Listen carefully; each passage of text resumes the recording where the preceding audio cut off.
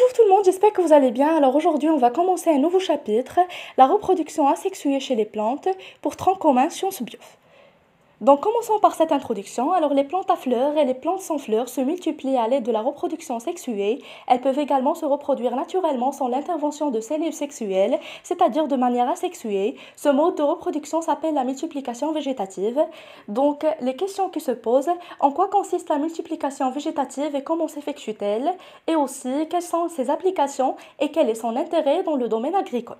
Donc dans la partie de cours, غادي نتعرفوا على les différentes modalités de reproduction asexuée, c'est-à-dire la reproduction qui ne nécessite pas l'intervention, bien sûr, des gamètes, mâles et femelles, c'est bon? Donc bien sûr, la reproduction chez les angiospermes et chez les gymnospermes s'effectue grâce à l'intervention du grain de pollen et le sac embryonnaire, tandis que la reproduction asexuée, on a d'autres modalités, les bien sûr, des plantes sans intervention de gamètes. Alors les questions maintenant, bien sûr le rôle de multiplication végétative, aussi كيفاش كتوقع لينا هاد la reproduction et كيفاش نقدروا نستافدوا منها في le domaine agricole. C'est bon?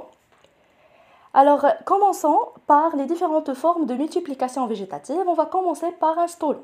Donc, le stolon est un organe adapté à la multiplication végétative d'une espèce végétale consistant en une tige grêle poussant horizontalement et terminée par un bourgeon susceptible, lorsqu'il touche le sol, de s'enraciner pour produire un nouveau pied. Alors, celui-ci produit à son tour des stolons et se sépare après un certain temps de la plante mère.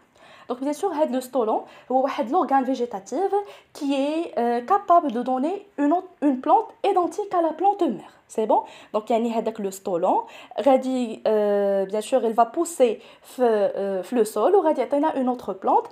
Et par la suite, le développement de la plante, elle va se détacher de la plante mère, et des stolons et ainsi de suite. C'est le cas du développement des fraisiers. Donc les fraisiers, ils ne se développent pas par reproduction sexuée, mais par la reproduction asexuée à l'aide du stolon. C'est bon? Donc bien sûr, quand vous voyez les photos. Alors maintenant, on va passer le deuxième mode, donc la multiplication par le rhizome. Donc, on a l'exemple des polypodes. Donc, le polypode est une fougère qui possède une tige souterraine. Le rhizome qui s'étale horizontalement dans le sol et sur toute sa longueur se forme des racines et de nouvelles pousses aériennes. Donc, bien sûr, le polypode a les tiges souterraines qui s'appellent rhizome. Donc, le rhizome va s'étaler, bien sûr, horizontalement, comme vous voyez la photo, sur le sol et par la suite, des pousses aériennes. Donc, une plante, bien sûr, qui est identique aux fougères initiaux. C'est bon?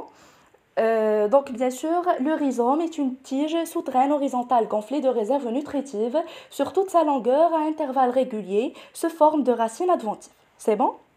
Alors passons maintenant au troisième mode de multiplication végétative, c'est le cas des bulbes pour les oignons. Donc est un organe de réserve nutritive souterraine formé par le renflement de la tige ou des feuilles à la base de la tige.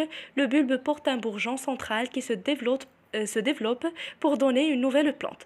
Donc bien sûr, quand vous voyez là, donc le bulbe, il va se développer, il va se gonfler de réserve, il va donner les feuilles, les tiges, et bien sûr c'est les cas des oignons. Donc bien sûr, la structure on le voit quotidiennement, et bien sûr quand vous voyez la photo, donc bien sûr les bulbes, on a bien sûr bien sûr ce qui sont bien sûr des bourgeons, on a par la suite des plantes et ainsi le développement de plusieurs plantes, bien sûr après développement des différents organes. C'est bon? Alors passons maintenant à la multiplication par tubercules. Donc les plantes comme la pomme de terre possèdent des tiges souterraines qui produisent de nouvelles racines. Ces tiges sont appelées tubercules. Lorsqu'elles sont gonflées de réserves alimentaires, ils permettent d'obtenir une nouvelle plante par bourgeon, les yeux donnant des germes. Donc bien sûr, quand vous voyez la photo, donc l'exemple, on le voit presque quotidiennement. Donc bien sûr, les pommes de terre, la surface ديالهم, bien sûr, les tubercules. Et normalement, حنا كيحسب لينا que ces tubercules sont des racines, mais c'est faux, sont des tiges qui vont donner par la suite les racines. C'est bon? Donc bien sûr, ces tubercules sont gonflés par les réserves et ils permettent d'obtenir une nouvelle plante qui est bien sûr qui est semblable aux plantes initiales. C'est bon? Donc quand vous voyez la photo, donc on a bien sûr la pomme de terre, donc la tubercule. Donc par la suite, mais les conditions favorables, donc cette tubercule va donner les racines et une plante complète, c'est bon? Donc bien sûr, la reproduction végétative grâce aux tubercules, c'est l'exemple de la pomme de terre. Alors maintenant, on va passer le bouturage. Alors certaines plantes comme le bégonia possèdent des feuilles qui, une fois au sol, peuvent former des racines et poussent en nouvelles plantes. Le bouturage vous permet de facilement reproduire les bégonias. C'est bon? Alors le bouturage, donc bien sûr, كيكون واحد les feuilles, donc كنحطوهم في التربة. Et par la suite, on a les autres, bien sûr, organes et ainsi former une plante complète. C'est bon? Donc, c'est le cas, bien sûr, de bégonia. Donc, bien sûr, il vous suffit de prélever une partie de plante, une bouture, donc bien sûr avec la partie de plante qu'asmeuha bouture, et de l'utiliser pour permettre à une nouvelle pousse de naître. Donc, bien sûr, grâce à cette méthode, كنحصلوا على واحد النبتة bien sûr qui est identique la plante initiale اللي خدينا منها bien sûr avec le fragment avec le bouture. C'est bon? Donc maintenant, غادي ندوزو la bipartition. Alors chez les chlamydomonas, la multiplication végétative se fait par la bipartition. C'est une reproduction conforme qui consiste à la division d'une cellule en deux cellules génétiquement identiques à la cellule mère. Donc bien sûr, quand vous voyez la photo, donc bien sûr la photo représente chlamydomonas et bien sûr c'est un type d'algue. C'est bon? Donc les algues, ils se reproduisent par bipartition. يعني كتبقى لهم واحد la fission اللي كتعطينا deux cellules. يعني à partir d'une cellule mère, on obtient deux cellules filles qui sont bien sûr identiques à la cellule mère, ainsi qu'on a le mode de reproduction est qualifié asexué. C'est bon?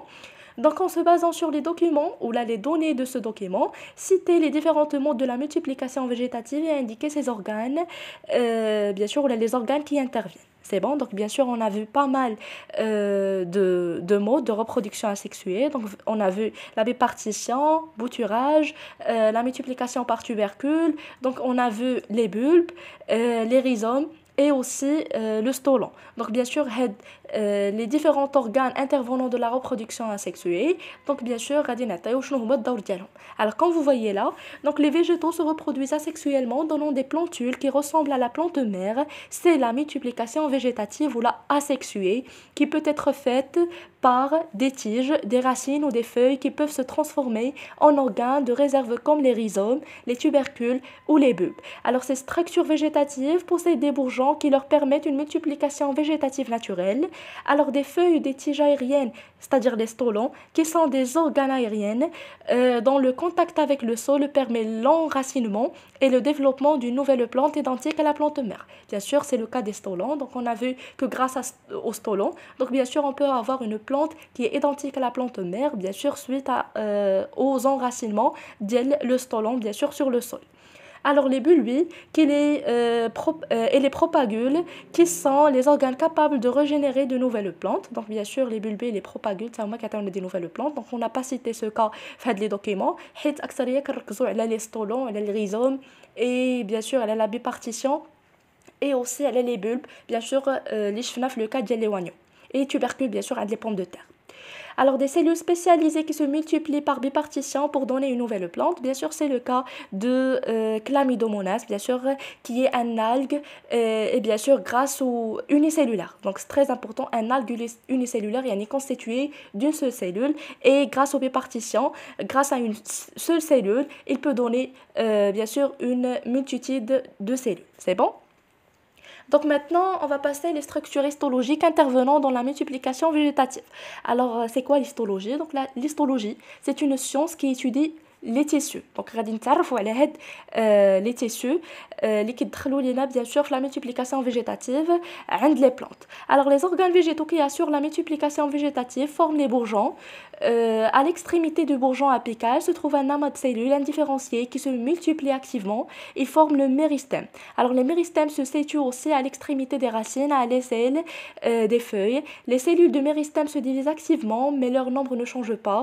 Cela signifie que certaines cellules issues de la division se différencient pour donner la tige, les feuilles et la racine, et d'autres cellules restent indifférenciées formant le méristème. Donc bien sûr, quand vous voyez la photo, donc bien sûr là la position de le méristème. Donc on constate qu'il y a le méristème apical racinaire et le méristème bien sûr apical qui est le centre. Donc voilà, on a les fétures feuilles, on a le méristème axillaire et ici la coiffe. Donc bien sûr, on a le document qui bilina le positionnement de méristème, bien sûr, au sein des plantes. Alors, bien sûr, le document 50 montre une courbe de bourgeon et de l'apex racinaire qui présente les organes végétaux assurant la multiplication végétative, donc décrire l'aspect de ces organes. Donc bien sûr, les organes qui assurent la multiplication végétative, on a des bourgeons, et bien sûr, les extrémités, les bourgeons apicales, et bien sûr, se trouvent en amas de cellules, il y a plusieurs cellules qui sont indifférenciées et qui vont se multiplier activement, c'est bon? Donc, ce qui va former par la suite le méristème, et le méristème sera à l'origine, bien sûr, de formation d'autres organes. C'est bon? Donc, comme vous voyez là, donc, le rôle de méristème dans la reproduction végétative. Alors, un méristème est un amas de cellules indifférenciées capable de se diviser par mitose, puis se différencier en acquérant une structure et une fonction. Donc, bien sûr, un ensemble de cellules qui sont indifférenciées, يعني مازال ما داروش لينا la différenciation, c'est bon. Et bien sûr, ils vont se diviser par mitose. Bien sûr, on a déjà parlé de mitose. Et ainsi, la structure qui a une certaine fonction, bien sûr, chez la plante. Alors, on distingue habituellement les méristèmes primaires qui assurent la croissance de la plante en longueur. Donc, bien sûr, les méristèmes qui vont assurer la croissance de la plante en longueur, les méristèmes primaires, tandis que les méristèmes secondaires, donc, ils sont responsables de la croissance en épaisseur. La plante devient plus large. C'est bon? Donc, bien sûr, pour les méristèmes primaires, ils sont à l'origine, bien sûr, de développement ou la longueur des feuilles et des tiges des racines. Et pour les méristèmes secondaires, donc bien sûr qu'il y a certains organes qui vont se développer ou là qui vont croître en épaisseur, et ce qu'on appelle la croissance secondaire. Et bien sûr, quand vous voyez la photo, donc voilà, les méristèmes apicales et les méristèmes racinaires les calcaohom, bien sûr les racines, les méristèmes apicales les calcaohom, les bourgeons près des feuilles. C'est bon?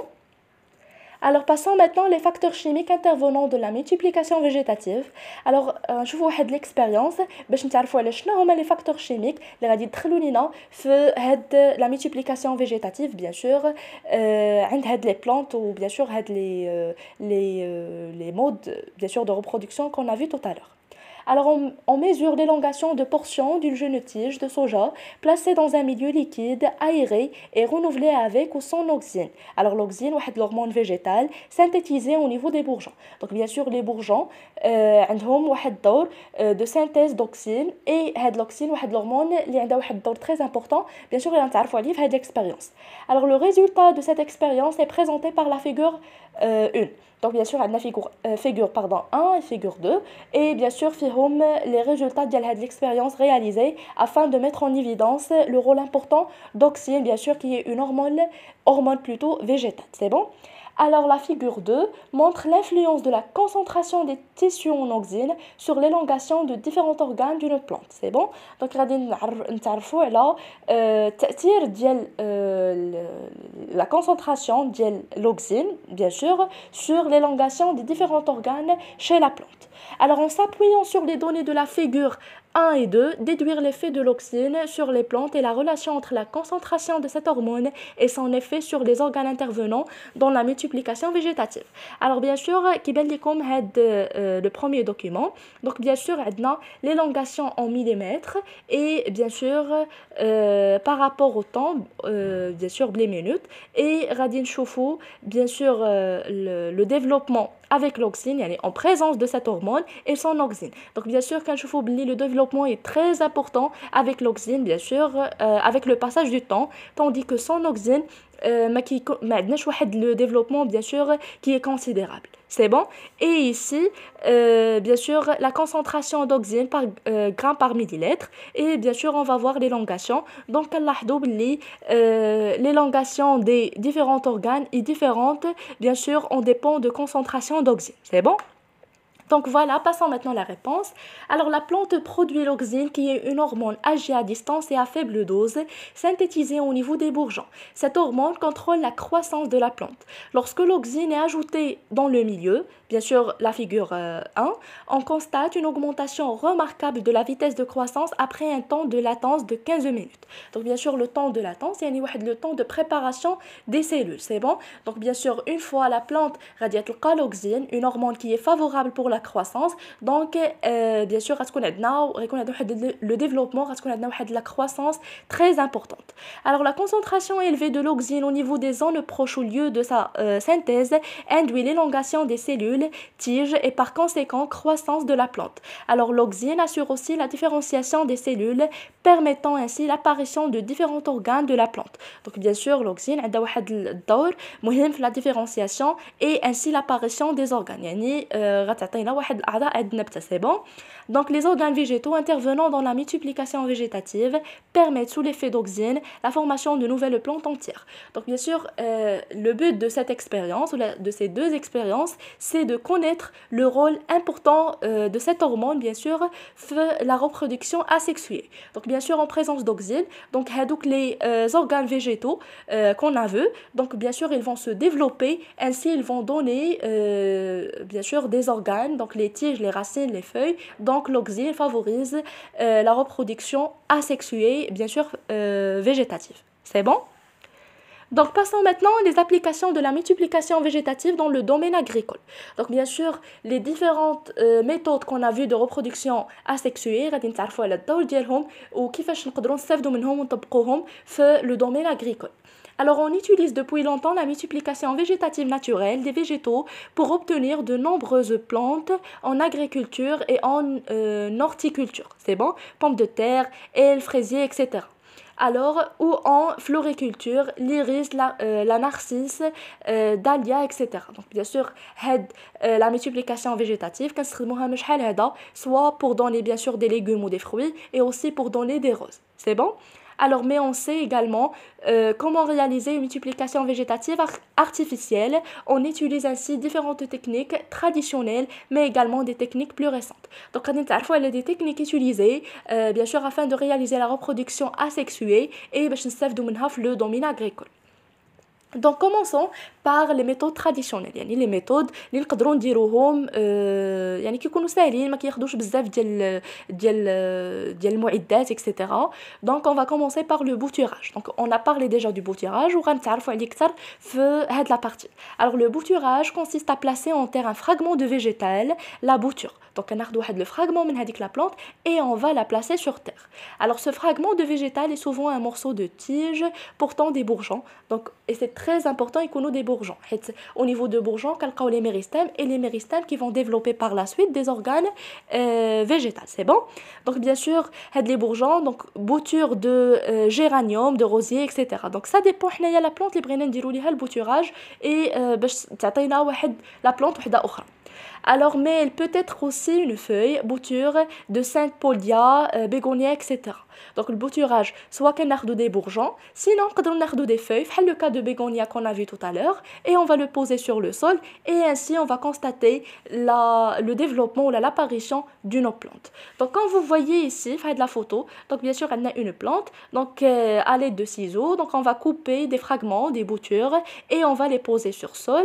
Donc, après 15 jours, l'apparition d'autres feuilles, l'apparition des racines, les tiges vont se développer, et par la suite, quand vous voyez là, une plante bien sûr qui est complète. Donc ainsi qu'elle fait mobilier le bouturage on peut le réaliser manuellement. C'est bon, يعني الفلاحة كيديروا هاد la technique et ainsi on peut obtenir bien sûr une plante complète qui est identique à la plante initiale ou à la plante mère. C'est bon?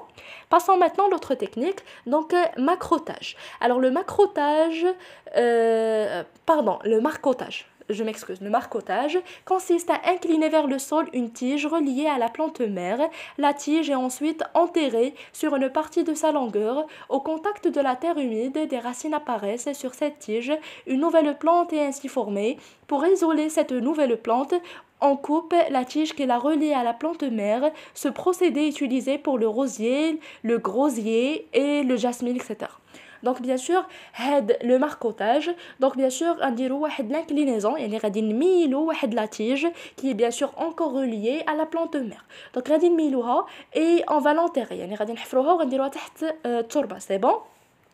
Donc bien sûr au contact de la terre humide. Donc la terre bien sûr ça تكون imbibée d'eau donc خاص يكون فيها الماء.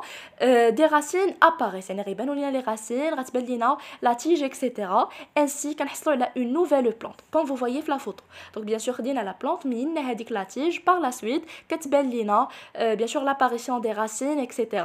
donc ainsi كنفهموا باللي هاد le marcottage حتى هو واحد la technique traditionnelle, c'est-à-dire on peut la réaliser nous-mêmes et bien sûr qui ne nécessite pas l'intervention bien sûr du matériel etc.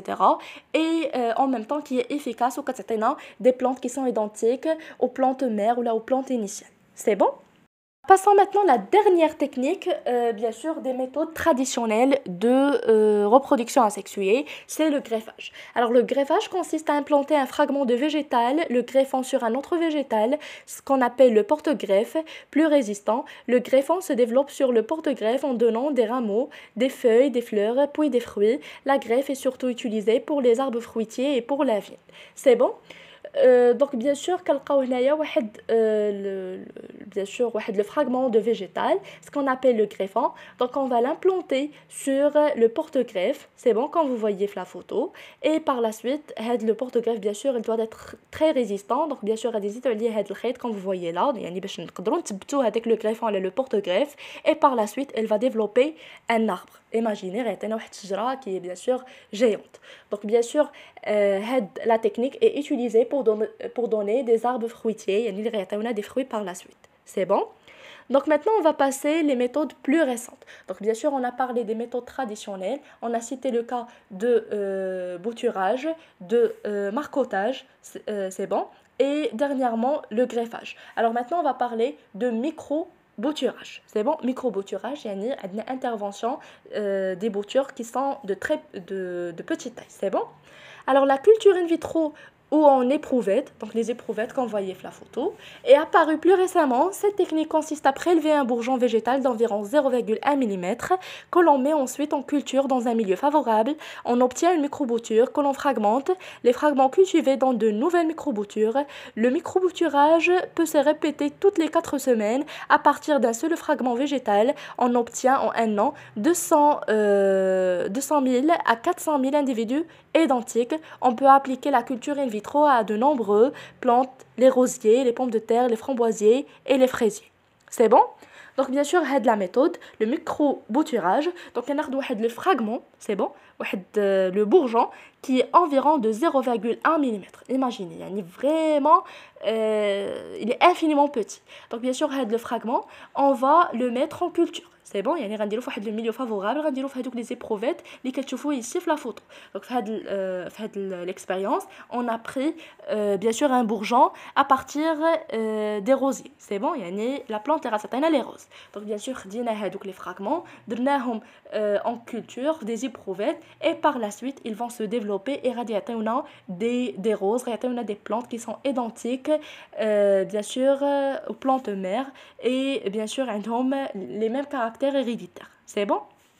Donc bien sûr, et ce qui est aussi intéressant, c'est le fait que cette méthode s'applique sur bien sûr de nombreuses plantes. Donc كنلقاوها عند les rosiers, les pommes de terre, les framboisiers, les fraisiers. Donc كنلقاو في les légumes, في les fruits, bien sûr عند les roses. يعني كنلقاوها partout. C'est bon, يعني on peut l'utiliser et vraiment elle se réalise pour de la courte durée. Imaginez un an, on peut obtenir 200 000 à 400 000 espèces. Alors, vraiment c'est très intéressant.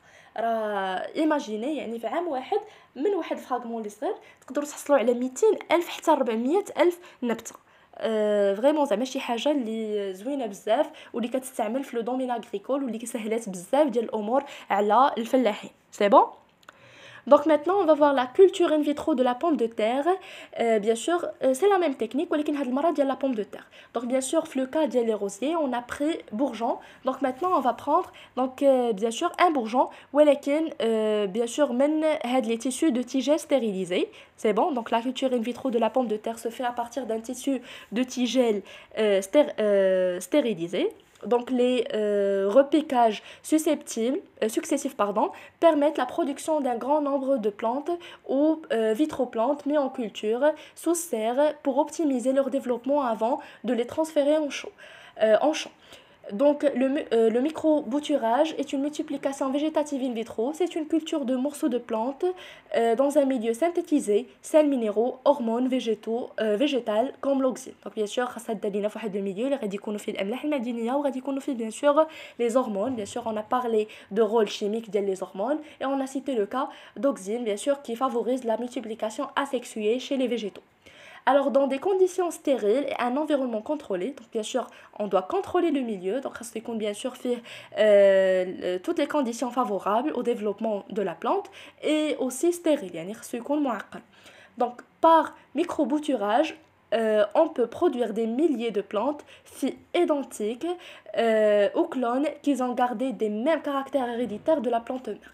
Donc, yani, à partir de cette technique, on a des plantes qui sont bien sûr de même caractère héréditaire de la plante mère. Yani, on a les caractéristiques, le même goût, le même aspect, la couleur, etc. Donc, à partir de microbouturage, bien sûr, la reproduction in vitro. Donc, on voyait la photo, donc on a bien sûr prélèvement d'un bourgeon. On va le poser, bien sûr, mise en culture, donc on déroule la culture. Après la formation d'une tige à partir d'un bourgeon, donc on fait des prélèvements des bourgeons. Donc après, quand on déroule la mise en culture des nouveaux bourgeons par bouturage, on va obtenir donc l'obtention des tiges. Après le développement des jeunes plantes sous serre, donc bien sûr quand on déroule sous serre, avant bien sûr de les placer sur le champ. Et quand vous voyez là la mise en terre, et bien sûr quand on a العدد هائل ديال les plantes bien sûr qui sont identiques aux plantes mères, aux plantes initiales. C'est bon? Donc ainsi on est arrivé à la fin de cette vidéo. J'espère que vous avez compris. Si vous voyez ma chaîne pour la première fois, n'hésitez pas à vous abonner, de me laisser vos commentaires et surtout de partager la vidéo au maximum avec vos camarades afin qu'ils bénéficient de cette explication. Bonne chance à tout le monde et à très bientôt.